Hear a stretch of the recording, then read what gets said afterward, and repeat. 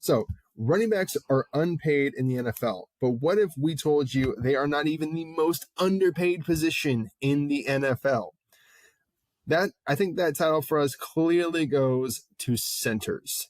But some other positions that we do want to talk about that are underpaid: centers, tight ends, and safeties. If you had to guess right now, B, what do you think the highest paid center in the NFL is? Highest paid center. So, center is like the brain of like the O-line. I mean, you gotta be giving them money, right? So I would say they set the checks, they set the, they determine, hey, we're in a bear front, we're in a, we're at 4-4, whatever the D-line front is, they're checking for blitzes, relaying that information so that way, people are aware of it for crossers or anything like that. Yeah. No. I would say maybe average salary, maybe 16 million. What's the highest? 16. The highest one is at 14.2, Jason Kelce for the Eagles. 14. Yeah, the guy they had to pay him a bunch of money and give him kegs of beer to stop considering retirement. They blew him away at $14 million. People talk him up too. Like, I mean, as they should. He's probably the best center right now. But 14. Yeah. For the 14. Glue of your O-line and maybe arguably your entire offense. Yep. Number 2 is Frank Ragnow from Detroit at $13.5 million. What's kind of funny to me is about all the teams that all the positions we're going to talk about right now, they're the only positions, including running back, that don't have a single player making $20 million a year.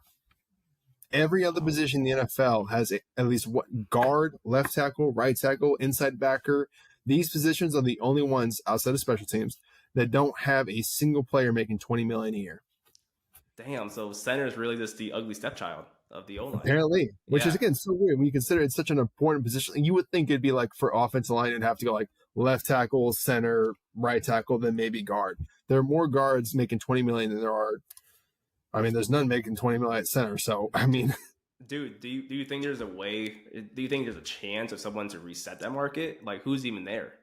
My guess would probably be Creed Humphrey. I think Creed Humphrey. I mean, he's vital to that Chiefs offense and the offensive line. He helps keep Patrick Mahomes clean. He should probably help come in, and if he sits out and does the position friendly thing, I would expect him to come in at 16. If the Chiefs are really good and nice about it, 17 million. But we'll see. I mean, they're paying their quarterback at this rate a bargain, considering what everyone else is making. Which is, I think it's only right that you pay your center. Yeah. But so the highest for the centers are Jason Kelce and Frank Ragnow. It's one of the most important positions. They get the rest of the O-line set with their assignments. The second one, again, both the Kelce brothers. To me, that's why they had to start a podcast, because they're so underpaid. Tight end. Like, all right, that was golden, bro. We're not going to pay you money, but here's a podcast, and we'll start you out with 50,000 subscribers. All right. Yeah. We'll promote your stuff. Who needs a new contract when we have brand deals? Come on. Like, we'll give you ad money. Don't worry. We'll put all your stuff on the NFL website, so you get more content. Don't worry. But this time we'll pay you suddenly. Darren Waller, $17 million, leads the pack. George Kittle, $15 million. Travis Kelce is down there at 14.3, making about the same amount as his brother. So they're just really, really fucking over the Kelce brothers here. Don't say, oh, you're from Cincinnati. 14 is what you're worth. Don't ask for more, please. Kelce's not even making 20? No. What the hell? What? He's been, well, just say this. These are the tight ends of the last 7 Super Bowl champions, the last 7 teams that win the Super Bowl. Kelce, Gronk, Zach Ertz, and Tyler Higbee. So, I mean, all those are great tight ends, except maybe Tyler Higbee, who's just a good tight end. So clearly you need a great tight end quarterback combo to make it and win the Super Bowl. So you would think the position gets paid more. Like they can be your left tackle, they could be your wide receiver 1, yet they make less than both. Dude, that is wild. You know what Travis Kelce is to that Chiefs offense? He's basically wide receiver 1 for him as a tight end. To your point, an extra tackle. Yep. He's like George Kittle's an extra tackle for the 49ers. Like, he helps in that run game so much. Like, I remember what the numbers were, but they're pointing out the substantial difference in between when George Kittle's on the field and they run the ball versus when he's not. I mean, again, the Chiefs obviously felt comfortable enough letting Tyreek Hill go to a different team because they still had Travis Kelce. They don't Yes. have a wide receiver last year. They don't have a wide receiver one this upcoming year. Travis Kelce is their wide receiver one. Yet he Yes. makes less than almost half of what the average is for a wide receiver one in the NFL. Bro, if you're the tight ends right now, why don't you just lose 40 pounds to go become a wide receiver, get more I money? know. Like, Jesus, what? Seriously, I don't understand it. Like, you would think that'd be one of those positions where, yeah, like they're making 20 to 23 million. That makes complete sense for that. Not even. I mean, again, Wow. one of what's widely considered the best in the NFL, Travis Kelce, 14.3. He makes less than Derrick Henry. He makes less than Christian McCaffrey. I mean, there's some things in the NFL that I really don't understand, but this has got to be one of the biggest ones. Is the fact that your center and tight ends, both on the offensive side of the ball, both helping the pass game, are this underpaid. And let's flip it to the defensive side. Safeties. You would think this would be another important position, especially as offenses are now attacking down the field more. We want big arm quarterbacks. You want these 50, 60-yard bombs. You would think these guys would be thriving because they're the guys you have to take this away when your number one corner gets fucking burnt again. Right. This is the guy that makes you right. He's your ball hawking safeties. Derwin James coming in at $19 million. Fitzpatrick comes in at 18-4, and Adams, who signed his contract a couple years ago now, at 17.6. So it's a little bit there, but still not. It's a hitting little that bit closer, mark. but again, considering what the points, like the Ed Reeds, the Palomalus, and all the other Hall of Famers, and I mean guys that just kind of inspired you to play football back in the day. Yeah, you would think this position would be getting paid more than it does. It doesn't. Teams feel much more comfortable going with a corner to cover the number one guy and just go, hey, that's our island, that's who we trust, versus having a guy over top as a safety net. Yeah. And they're really the brains of like the back end. Wait, pause. That's a weird way to say it. But they're the brain of the second. The brains of the ass. They're the brains of the back end. Okay. They're the ones, calling things out, for formation, personnel, changing coverage, what they see. You know what I mean? I don't know. Yeah, it's weird, dude. At least since some of them are getting paid. Let's put them together. It's not as bad as like center. Like center's the worst. Like that one. I mean, it really took me aback how badly that one is. Yeah, especially the O-line is getting paid.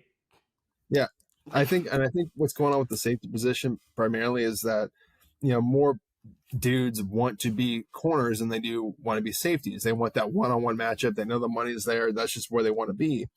And I think that's just kind of led to a decrease in talent at the position. I mean, you have great players like in the Derwin Jameses and the Fitzpatricks, but there just really aren't any more Brian Dawkins, Ed Reeds, Troy Polamalu. God damn it, Pat Polamalu. I know I can't even say his last name anymore. But to Emmett, to your point too about why some DBs want to play corner more than safety. I mean, I'm going to ruffle some feathers with this, but I used to play DB, so I understand their like mindset. Most DBs don't want to hit when you're playing safety. Yeah, you got to come down that like alley. That was my favorite receiver. I was like, oh, cool. Give me I don't know why this never happened. When I was playing shit, I was like, why am I having to block for the screen? Just give me the ball. The corner's not going to want to tackle me. Exactly. What are we doing here? Whatever. And on the flip side, the great ones do, but a lot of them don't. Yeah. So again, maybe that plays into it as well. But there's just not guys like, the Ed Reeds and the Dawkins and the Palomalus, like they used to just like change it. Peyton Manning used to have fits with Ed Reed. I mean, there's that great clip where he'd been watching something all season about Ed Reed turns his hips to the right and he knows that seam's open on the left. And Ed Reed had been setting him up for weeks to think that, intentionally doing that, knowing he was going to watch it. And the minute he did it and he saw Payne was going to release, quickly flipped his hips and went and made that pick. Yes. There's just not guys that do that kind of thing anymore in the NFL. Yeah. At least it doesn't seem like it. I feel like those guys have like freedom to do that too. I mean, I feel like now that unless you're like, a future Hall of Famer like a Ed Reed or like a Troy, they're like, dude, listen to my play call. Stand there, stand at your mark, get to your mark, and do nothing else. Yeah. This is gonna be another weird tangent, but every time you say Ed Reed, I think of that clip of I think it was the Pro Bowl where he like laid out like a did he lay out like a punter or something? Oh, it wasn't Ed Reed. That was Sean Taylor. Was it? Was it Sean Taylor? Yeah. Oh, dude, sorry, Ed. Blew up the That Buffalo stuff, punter. Fucking knocked him out of his shoes. I think my dumb brain is mixing stuff up. But there's another clip with Ed Reed where I think he tried blocking a punt and he missed it, or he got held or something. He was yelling at the referee as he was running by, and then he like blindsided someone down like the field. Oh. Was that? I think it was against the Colts. I think maybe. I think it was. My favorite clip from it was, I think it was Brian, not Baldinger. Oh my gosh, who was the old Ravens coach? Brian. I can see his face. Too many Brians. Anyway, so we know who we're talking about. Former Ravens head coach, great dude. He's on the I think he's on NFL Network now. But back when he was coach of the Ravens, and Ed Reed like picked a ball off in the end zone, he's like, go down, fuck, go down. And then Ed Reed takes it out of the end zone. He's like, no, what are you doing? No. And then Ed Reed breaks, and he's going. He's like, no one around him. He's like, 34 yards. Go ahead. Go. Just a complete rush of emotions of, oh, fuck, what are you doing? Yeah, that's what I wanted you to do the whole time. Shit. Dude. There's just not guys that do that anymore. They're really... And now, there really is. I mean, maybe at this point, and I think we're going to have one inspiring one that we might be watching, Hufanga. And I know it sounds like, oh, I mean, you're a 49ers fan. Of course you're going to say. Hufanga did some things last year when you were watching. You're like, okay, that's Hall of Fame. Like, he wasn't told to do that. He was just doing that from film study. Yeah, he's good. He might be one that we see that might bring back this era of great safeties, but we'll see what happens with it. He needs to stack more good years. Yeah, dude. And now that I made the mistake of thinking it was Ed Reed and not Sean Taylor, it made me think, like, dude, we missed out on Sean Taylor's greatness, bro. Oh, I'm still so pissed about that, man. Yeah, just if you go back and watch the highlights of Sean Taylor, oh my, yeah, that used to make you want to go play football. Yes, that dude was a fucking monster, bro. That's tough. Them days at the U, where I mean, I imagine being at a practice with the U back in the day, when you had like the Sean Taylors and the Ray Lewises and the Vince Wilforks and Frank, all those guys. Yeah. That must have been an intense practice to attend. Yeah. Just you think you're like a 5-star recruit. You're like, I just killed that at my high school. I had 4,000 rushing yards and 50 picks. You step on the campus and you're like, I can't play at this level. I'm about to transfer out. And hello, Southern Mississippi. Yeah. Fuck, dude. But a whole team of future Hall of Famers. I'll get off my soapbox about the great safeties, but man, that's fucking awesome, you're good. Bro. Yeah, but I mean, it's kind of weird to me how all the money gets thrown at average quarterbacks and all the money gets thrown at receivers, which if you really want to make a case for a placeable position, it really does feel like receiver is much more replaceable than any other position. Every year we hear 4 or 5 great receivers that come out that are like, I know it's just such a rich talent position. You would think that it would be devalued rather than an increase in value that we've seen. And more of these positions where you don't have as much talent, the top ones would be paid a lot more. And it's just not what's happening. Very odd to see. Hopefully we will see a change in the future and some of these guys will finally get paid the money they're due. But who knows? It's the NFL and they're gonna try to save and pinch pennies any way they can.